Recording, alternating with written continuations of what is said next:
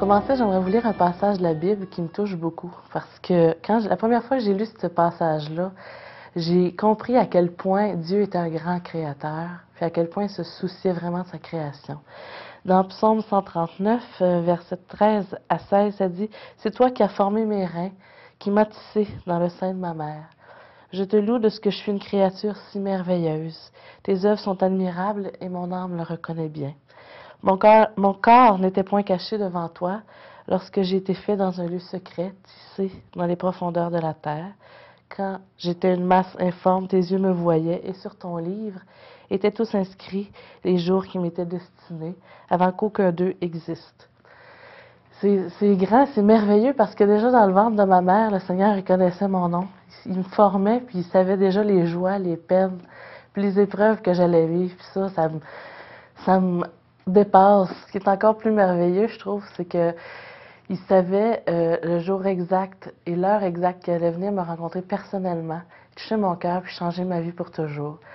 Quand je me remets à penser à ma vie passée, je me suis rendu compte à quel point j'avais vécu des choses difficiles, des situations que j'avais enfouies vraiment au plus profond de moi-même, pour plus avoir à y penser, pour les oublier. Je me souviens, j'avais à peine 16 ans, puis je me sentais déjà comme une femme de 60 ans qui avait un lourd bagage à porter.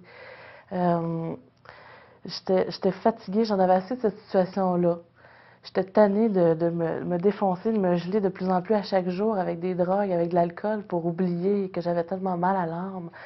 Je voulais oublier que j'avais vécu des attouchements sexuels, je voulais oublier que l'éclatement de ma famille, je voulais oublier l'avortement, la prostitution. Finalement, je voulais oublier tout le mal que je vivais, mais aussi celui que je faisais autour de moi. Parce que jusqu'à un certain âge, oui, j'ai vécu des choses que les autres m'ont fait subir, mais un jour, il a fallu que je prenne mes propres décisions, mes propres choix, que je fasse mes propres choix. Puis je n'ai pas fait les bons parce que pendant longtemps, j'ai vécu cette vie de débauche-là, de malheur-là. Et j'étais vraiment profondément toujours dans la tristesse et dans l'angoisse. Et un jour, au mois de février 97, le Seigneur est venu me poser une question. Simplement et doucement, il est venu me demander si j'en avais assez de cette triste vie sans but ou si je voulais continuer encore à descendre plus bas. À ce moment-là, j'ai pas été capable de résister plus longtemps. C'est pas que je me sentais forcée à faire quoi que ce soit, c'est le Seigneur qui m'ouvrait les yeux, il me faisait saisir une partie de son si grand amour pour moi. Je me sens pressée de lui dire que, oh oui Seigneur, j'en avais assez de cette vie-là, je lui donnais ma vie et que oui, elle lui appartenait désormais et qu'il pouvait en faire ce qu'il voulait. Par la suite, le Seigneur m'a amené aussi à voir au travers de ses yeux la gravité de mon péché. Et il m'a amené à la repentance. Puis c'est en lui demandant pardon que j'ai pu être libre de mon passé si ténébreux. Parce que pendant longtemps, j'ai traîné ce si lourd fardeau sur mes épaules qui m'emmenait à vivre de la honte, de la culpabilité et une si grande solitude. Aujourd'hui, quand je repense à mon passé, mais surtout quand il y a des souvenirs douloureux qui me reviennent en tête, je peux remercier de tout mon cœur le Seigneur parce qu'il avait toujours été là pour moi, à chaque situation, parce que dans ce que j'ai vécu, ça aurait pu toujours être pire. Rien n'est possible à Dieu et je glorifie son nom pour ce qu'il a fait, pour ce qu'il fait et pour ce qu'il fera dans mon cœur. Parce qu'il a commencé une œuvre merveilleuse en moi, puis il n'a pas terminé. Il me nourrit, puis il m'enseigne par sa parole. Et une chose qu'il m'a montré, entre autres, c'est qu'il n'est pas mort à la croix juste pour moi. Il est mort aussi pour mes amis, pour mes voisins, pour ma famille, pour tout le monde. Le Seigneur m'a montré tout l'amour qu'il avait pour moi, malgré le fait que je l'ai rejeté si longtemps. Il m'a rendu témoin d'une chose extraordinaire. Puis aujourd'hui, je ne peux pas garder ça pour moi puis rien faire avec.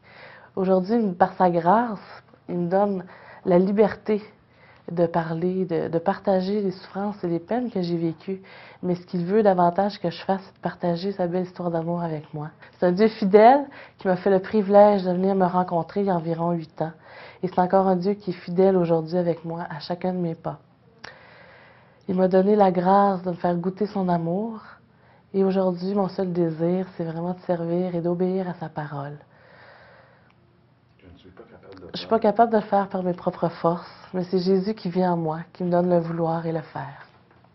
Tout à l'heure, quand j'ai commencé, j'ai partagé un passage dans la Bible, mais j'aimerais aussi terminer par un autre passage qui me tient particulièrement à cœur, parce que le Seigneur a vraiment changé mon cœur, il a changé ma façon de penser. Puis il a ancré vraiment une assurance au plus profond de moi pour son amour, pour moi justement.